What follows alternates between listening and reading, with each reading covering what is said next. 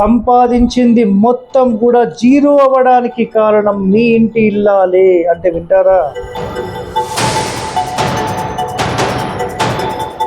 ఇది ఆడవాళ్లకు స్పెషల్గా నేను చెప్తున్న ఒక అద్భుతమైన పాయింట్. ఈ ఒక్క నియమం పాటించి కేవలం ఒక నెల రోజులు చూస్తే మీకు అద్భుతమైన ఫలితం అనేది ఉంటుంది.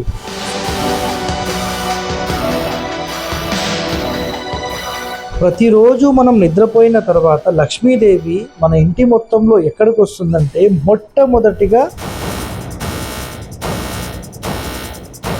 ఎవరైతే స్నానం చేసుకోకుండా వంట వండుతారో ఆ వంట అనేది తిననే కూడదు.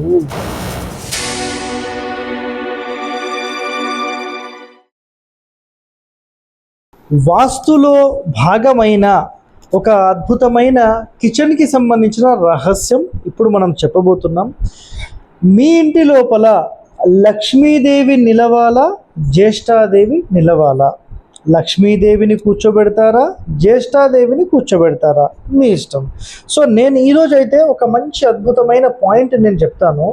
అదేంటిది అంటే, సింపుల్గా మనము సాధ్యమైనంత వరకు ఉదయము లేస్తూనే వంట చేసుకోవడము, బాసనలు దొంపడం, ఇవన్నీ చేస్తున్నట్టు ఆడవాళ్ళు.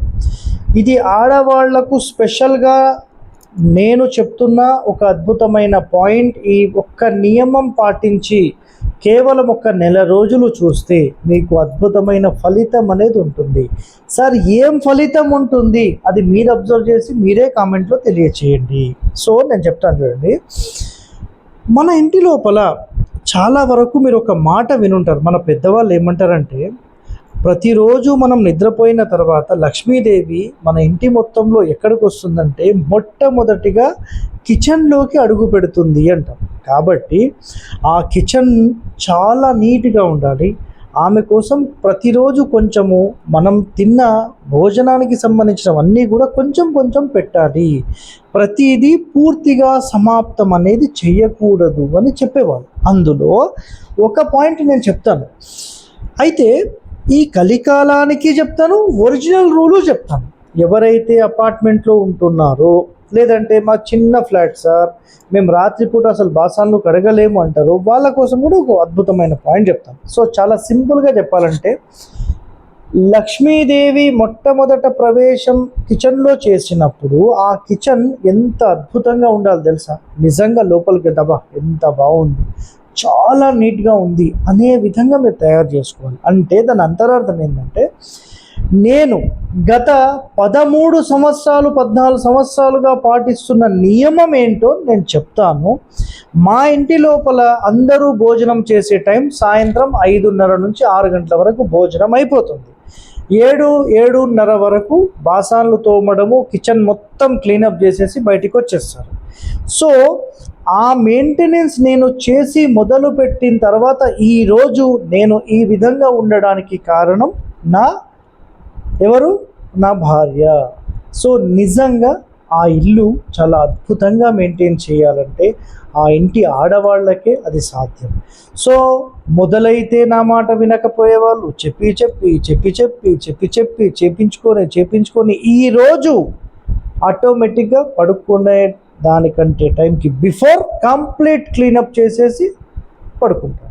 ఆ పరిస్థితిలోకి నేను తీసుకెళ్ళాను. ఉదయం లేస్తూనే స్నానం చేసిన తర్వాతనే వంటగదిలో అడుగు పెట్టాలి.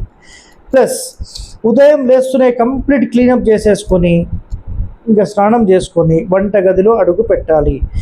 ఎవరైతే స్నానం చేసుకోకుండా వంట వండుతారో ఆ వంట అనేది తిననే కూడదు. ఇది రెండో పాయింట్.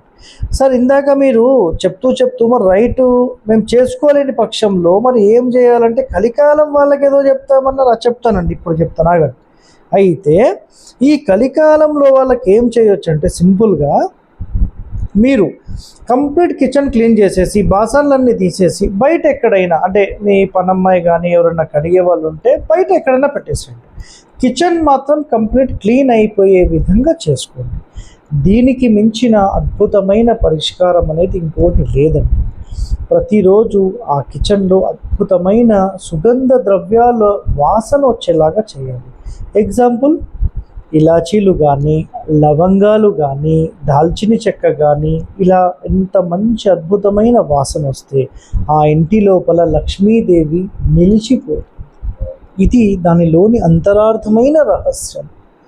ఇంకేమైనా పాయింట్స్ చెప్తారా? ఈ వీళ్ళు అంటూ తోముతారు. తోమిన తర్వాత అంటే భాషలో చాలా మందికి ఒక అలవాటు ఉంటుంది. అలాగే ఇది తిన్న ప్లేట్ అనుకోండి, ప్లేట్ తోమేసిన తర్వాత బాటిల్ ఇచ్చేస్తారు. ఎస్, అది కూడా చెప్పాలనా?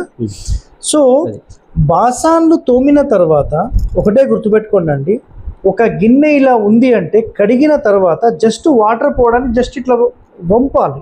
టోటల్గా ఎప్పుడైతే బెండ్ చేస్తామో మీ ఇంటి లోపల వచ్చి నిలిచేది కంప్లీట్ ఉల్టా రివర్స్గా వెళ్ళిపోతుంది. అంటే సంపాదించింది మొత్తం కూడా జీరో అవ్వడానికి కారణం మీ ఇంటి ఇల్లాలే. అంటే వింటారా, నేనేదో ఇంట్లో ఆడవాళ్ళకేం వ్యతిరేకం కాదండి, ఇంటి ఇల్లాలకేం వ్యతిరేకం కాదండి. కానీ మనం తినే కంచమైనా, మనం వండుకునే కంచమైనా, ఏ పాత్రలైనా పూర్తిగా బోర్లించకూడదు అనే ఒక శాస్త్ర నియమం ఎప్పటి నుంచో ఉంది.